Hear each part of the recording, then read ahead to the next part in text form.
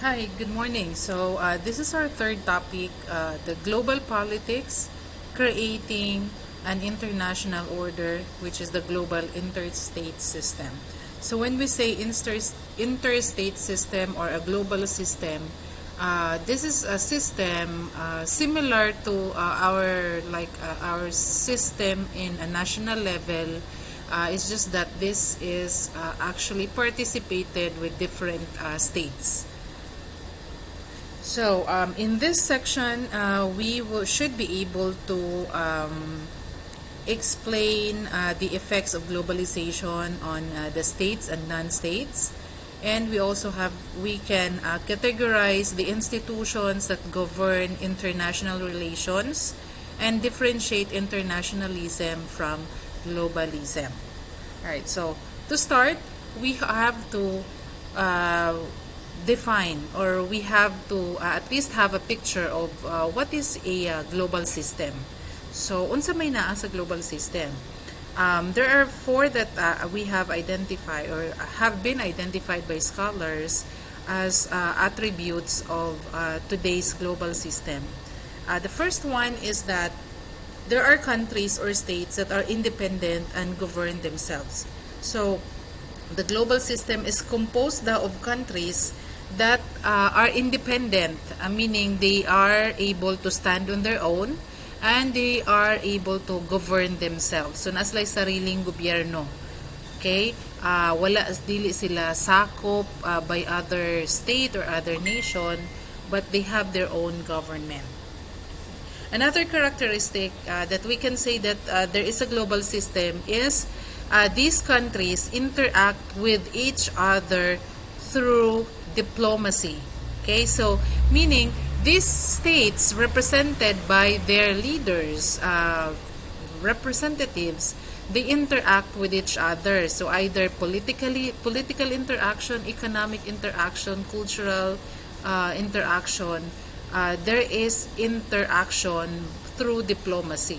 Okay, so kung makapansin mo, we have diplomats, no? Mga diplomats na ipadala sa other countries where Filipinos are.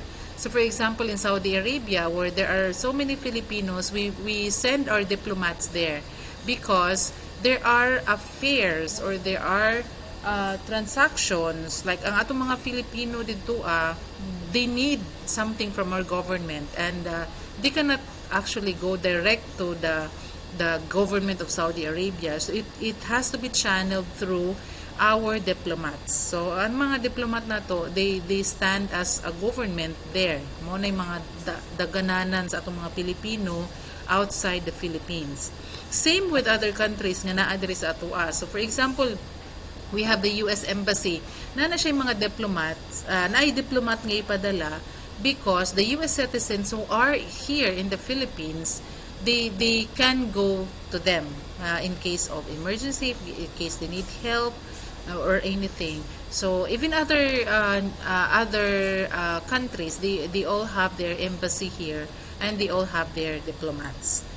The third characteristic is that there are international organizations like the United Nations that facilitate these interactions. So kining mga interaction, either political, economic, social interactions, should be facilitated, because if not, there will be conflict, right? Because if every country or every government, they have their own interest.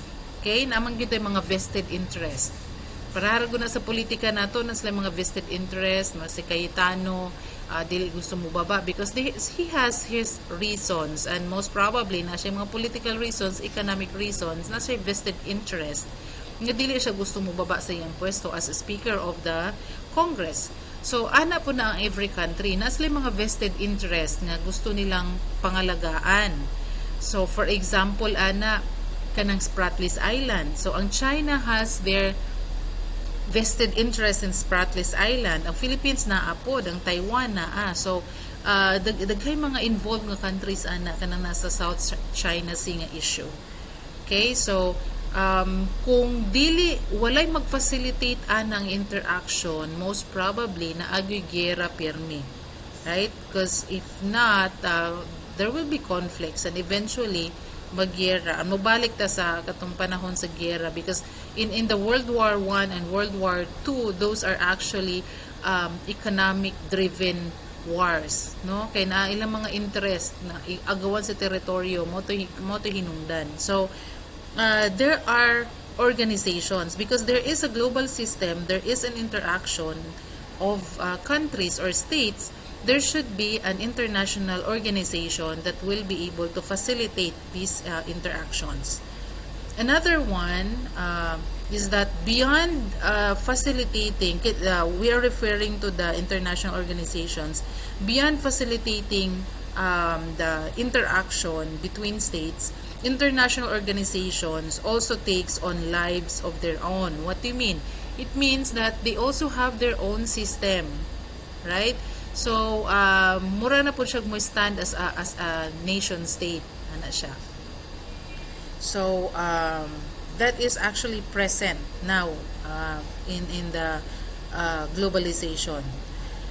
So, it's important that we will be able to define because naamang go'y mga misconception or misuse of the word state, the word nation, and the word nation state. So, let's go ahead and define what is a state. Okay? In layman's term, ang state daw is a compulsory political organization with a centralized government that maintains the legitimate use of force within a certain territory. Right? So, pag may tag territory, or ang there are four characteristics of a state. One is that there should be, of course, a population. So, naagid siya yung population. Dili pwedeng kang tawag nga state if walay tao. Diba? There should also be a territory. Ang sovereign or state has clear borders. So, naakay clear, defined borders nga. Ang Philippines is from Luzon to Visayas, diba? Mindanao, the southern part of the Mindanao. And these borders should be recognized by other countries. Okay, so dapat ma-recognize ang imong territory. Dili pwede nga dili siya ma-recognize. Ikaw ray nagingon nga imo ng territory but is not recognized by other countries.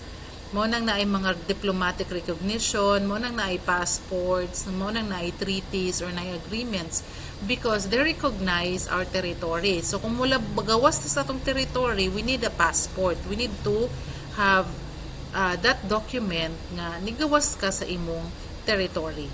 Natay clear borders. Okay? And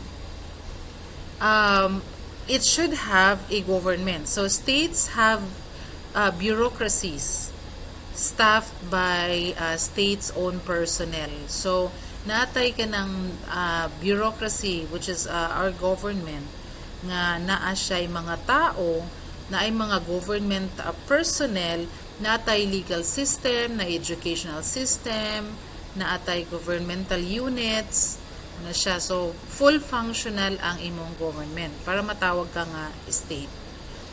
Another one is that there should be sovereignty. Okay, so meaning sovereign state ka. You are able to govern.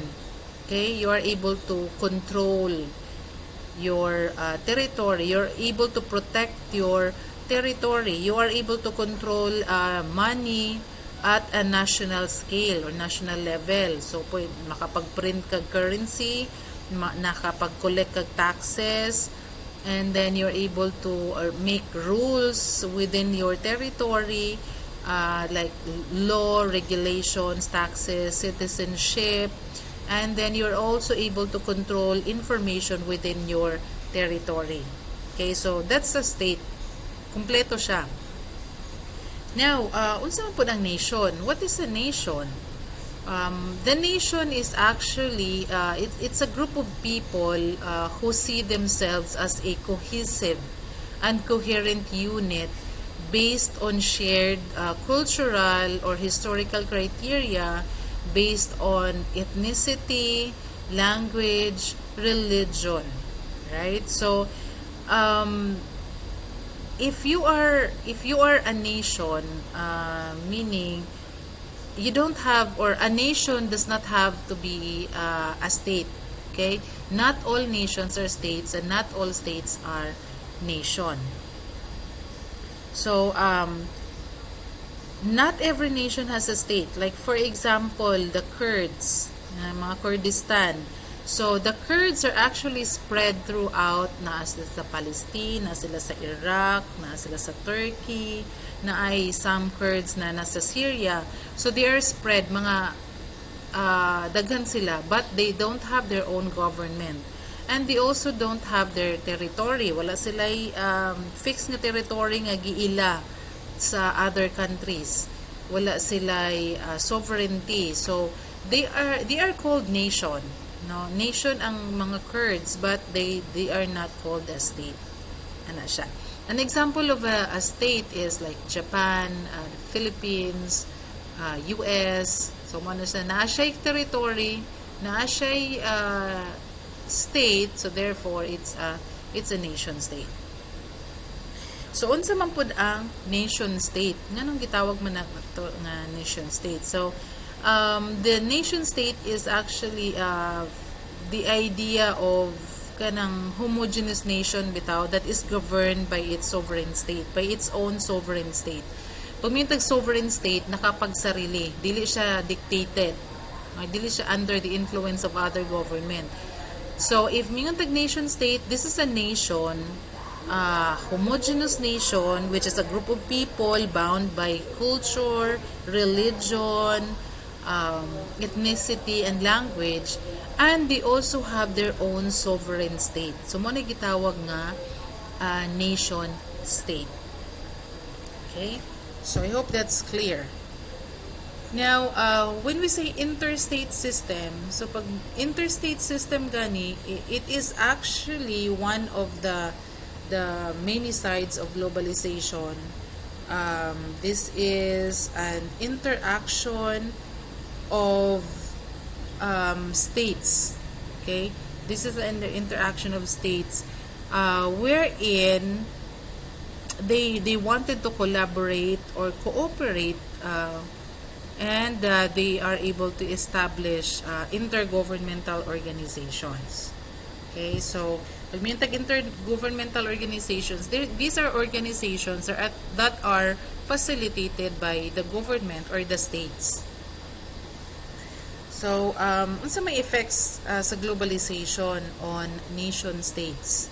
So, number one, the effect is that there is an it impose a forced choice upon nation states.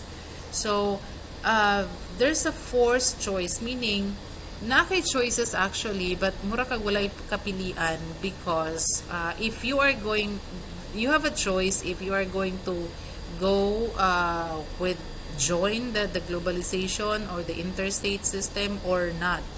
However, if you are not going to join, you will be left behind. Mura kag kanay bitawng sa pa na isla nga nag-inusara. So again, there is no one is an island.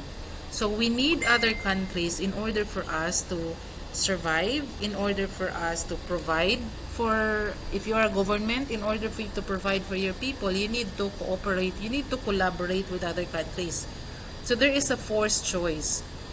Dili ka pwedeng dili mo join sa mga organizations, sa mga group of nations, because you will be left behind. Wala kay may provide sa imong community. Another is the establishment of economic and political integration. So inevitably naagyod ma-establish gyud ng mga economic and political integrations because again dili gani ka makapagsarili, like our market, no? Ang market nato dili na siya purely nga gawa nato, trabaho nato, or product sa Pilipinas. Those are integrated with other markets. Another is the establishment of international laws and principles. So since there are interactions, there are interstate interactions, so dili siya pwede nga walay laws nga mo govern. Kay the law sa Philippines is not applicable sa law sa US. So therefore, in order for us to have a like common ground. There should be international laws that will apply to everyone. Mo na siya. Then the fourth is the rise of transnational activism. So pag mintag transnational activism, so kanang mga issues bitaw kanang nagpahayag bilang mga issues or any activities that affects everyone. So dali ra siyang na-propagate mga kanang issue sa one country. Like for example, the issue of the environment is not only dealt with just one country. No, it affects everyone. It affects all countries. It affects all nations. It affects all states. So therefore, it is easier now to propagate mga calls, mga actions that affects everyone. So dili ka na nag-inusara lang. Then the creation of new communications network. So creation of the new communications network in order for us to make life easier, to make interactions easier. So therefore, na-develop ang mga new communications network. So we now have the internet. Now we have this. We have this application where I can record my lesson, I can record my screen. So actually ni adapt no atong since there are needs, so mangita gitag paagi that we will be able to provide the needs.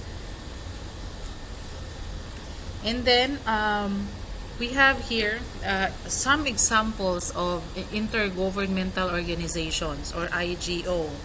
Ang aim actually sa IGO is to foster strong economic, political, cultural, educational, and technical intergovernmental relationships. Okay, so kung mapansin ninyo, daghan tag mga activities that are actually minsan partner nato ang different organizations, right? Especially intergovernmental organizations. So, ang tanan IGOs serve purposes based on the common interest of their member states that is deemed beneficial to all parties involved. Right? So, naa na siya mga common, kuan yun, dili necessarily nga through geographical ang pagkabuo sa mga intergovernmental organizations. Napoy mga IGOs that are formed because of their common interest. So like let's go for example geographically kining ASEAN which was formed 1967. This is an association of Southeast Asian nations with 10 members. So geographical ang pagka-form niya because we are neighbors no nasta sa Southeast Asian. So ang kauban nato diha is or Philippines is actually part of this, and kauban nato diri are Cambodia, Indonesia, no, mo na siya atong mga kauban. So there are 10. Now we also have EU or European Union. There are 28 members and it was formed on 1993.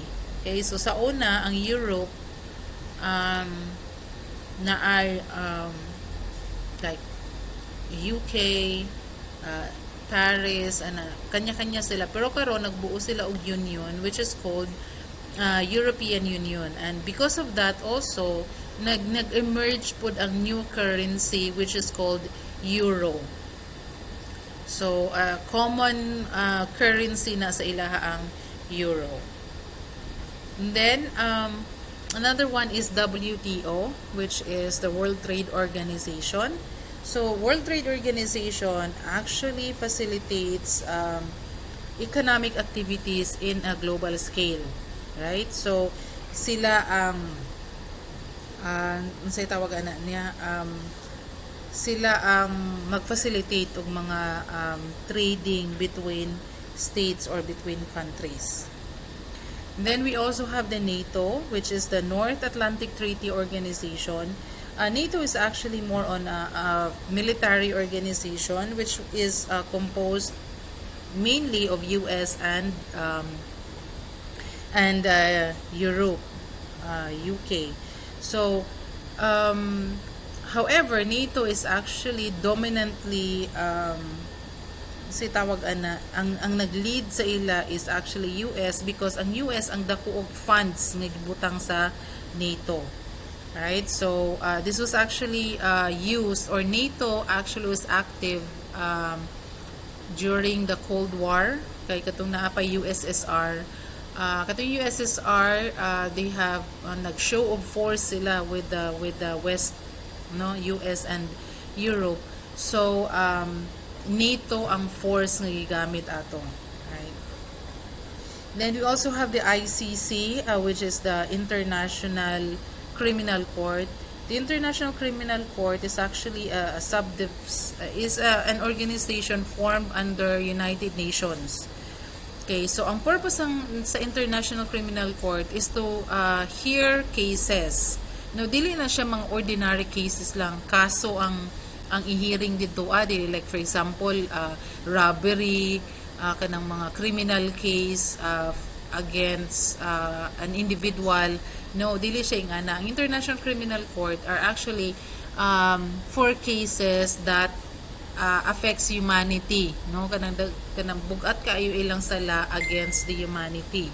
Like for example, katong case ni Hitler, kanang case ni Duterte, sa extrajudicial killing mo na siya. Ang case sa Philippines versus China on the Spratlys or South China Sea issue, so kanang maingana nga kaso. Right, the International Criminal Court is actually also headed by leaders of the states. And isa sa mga may 5 permanent positions sa International Criminal Court nga members. So headed na siya sa mga, of course, leaders mo ng Intergovernmental Organization siya. And then we have OPEC, which is the Organization of Petroleum Exporting Countries. So pag mayong tag-OPEC, of course, makakwanta gasolina mo na. Gasolina dayon ang musulod sa atong huna-huna, because they are petroleum exporting. So sila na yung mga mag-istorya, or sila na yung mga magsabot o unsa man ang atong unsay presyo ana. So ang mga members ani usually kanang Saudi Arabia, or ang Saudi Arabia isa na siya sa member, United Arab Emirates, na ay Iraq, na ay Kuwait, na ay Iran. So usually mga nasa Middle East, but napoy other countries nga member like Libya, Nigeria, Venezuela, and sa paman na Nigeria, United Arab Emirates, Ecuador, Angola, and Gabon. So these are countries that are producing oil, petroleum. So sila magsabot kung mag-move man ang prices sa market sa petroleum, sila ang responsible ana. Okay, so now lastly, we have the internationalism and the globalism. So actually, for international globalism, they are murag sa ato sa may kalainan ana, no? So internationalism actually is a theory and practice of interdependent collaboration, while globalism is actually the attitude that seeks to understand all the interconnections of the modern world and to highlight patterns that underline them. Okay, so muna globalism. Internationalism is the theory and practice for the independent collaboration. So it is also anchored on the opinion that nationalism should be outrun. So dapat dili lang ang taman rata sa nationalism, because links that bind people of different countries are more powerful than those that disconnect them. So meaning, because we are not alone, we are having interactions with other countries. So dapat, although importante ang nationalism, but we also have to give value to internationalism because we are interacting. Murag nahimo na siya bitang dili na lang country ang imong tan-aw, kundi ang world na ang imong tan-aw na siya. Right? So I guess that's it. So if you have questions, you just post it in our classroom. or in the uh, group chats in Facebook. And I'll see you next time. Thank you.